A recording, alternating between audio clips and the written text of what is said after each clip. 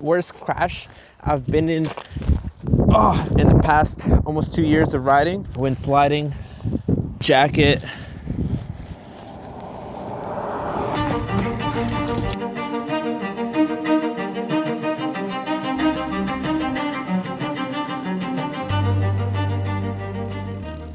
We are in Idaho trying to make it to Oregon, but I just crashed. Of course I don't have my left glove, so I got a little bit scraped up. It kind of just cut off completely, locked up the rear wheel at like 55, 56 miles per hour, sent me skidding onto the road. I went down somewhere over there. I think there's even skid marks over there, and I went towards the barrier. It slid right into the barrier, but I didn't hit it, thankfully. Yeah, I mean, it's a motorcycle, things happen, but I don't want that to stop me from continuing on this trip. Bike cosmetically is all right. I mean, it doesn't start right now. We're waiting for this tow truck.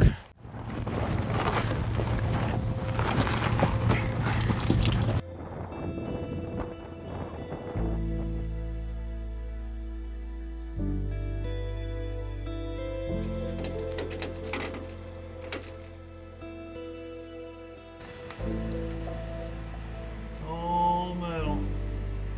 Fibers in the metal. Something's getting ground out. Sorry. Damn.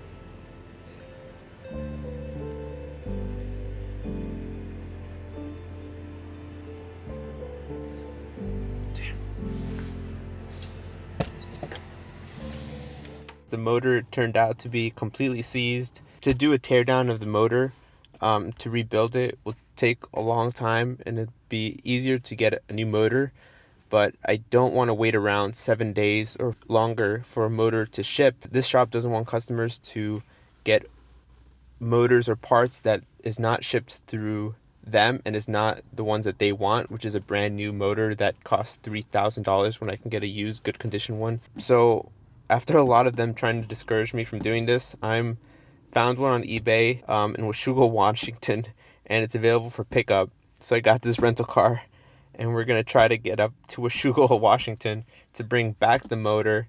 And then once we have the motor, I have no idea what shops is gonna be willing to swap it out. Oh, it's so hot. It's so hot. Okay, we are in Idaho.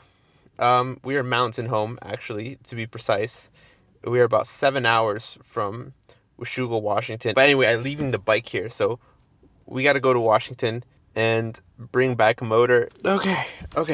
We got to see I haven't driven a car in a while, so that'll be interesting.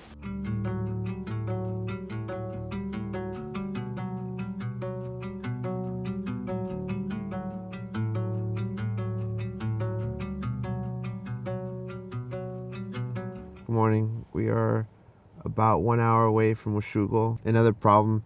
One, I can't find the address of the place for the motor. The car wasn't the most comfortable to sleep in, but we figured it out. Finally found the number. Was able to talk on the phone with the person who's selling the motor. He says it's a low mileage motor, but there's kind of no way of seeing exactly if it's a junk motor. A lot of mechanics said that they don't even want to do it just because there's no guarantee. But I finally found one mechanic that's willing to help me out. Yeah, we're gonna take this risk on this motor. Hopefully it's all good.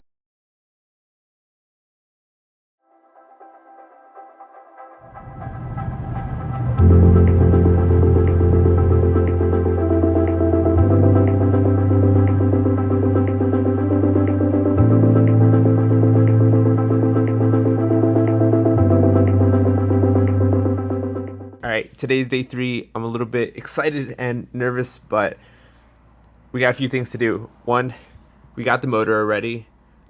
We got to pick up the bike, and we got to get a U-Haul in order to transport it to the mechanic that is willing to work on it, and that is an hour away.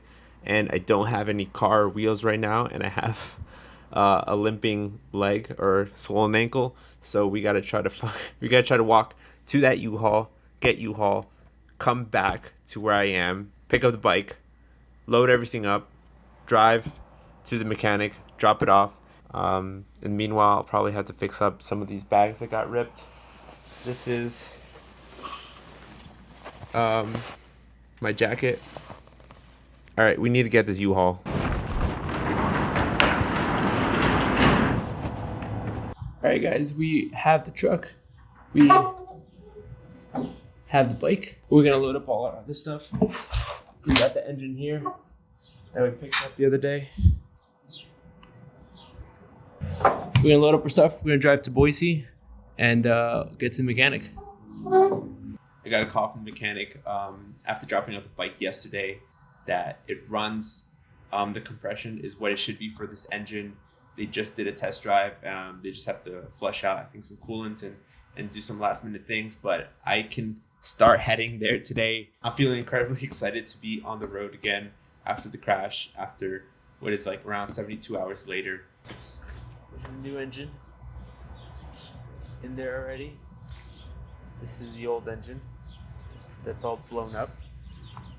We outfitted the bike, put stuff back together, but a couple of the straps and Motomosco bags kind of ripped up. Area here got ripped up, but we got a bunch of zip ties.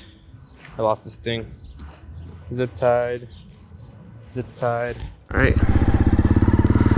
Oh yeah.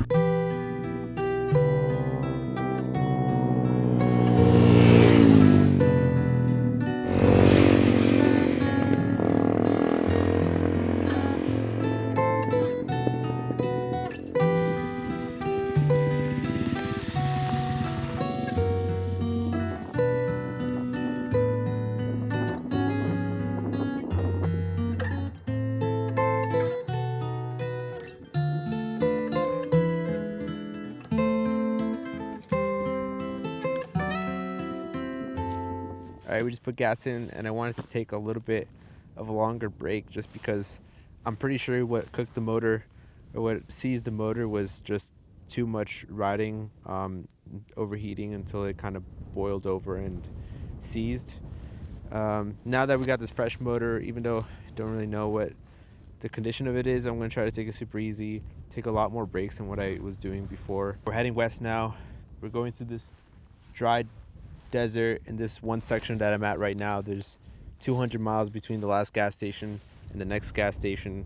That 200 miles we're going to try to do today, and not too much more than that. It's already around noon. We did 80 miles, so yeah, excited.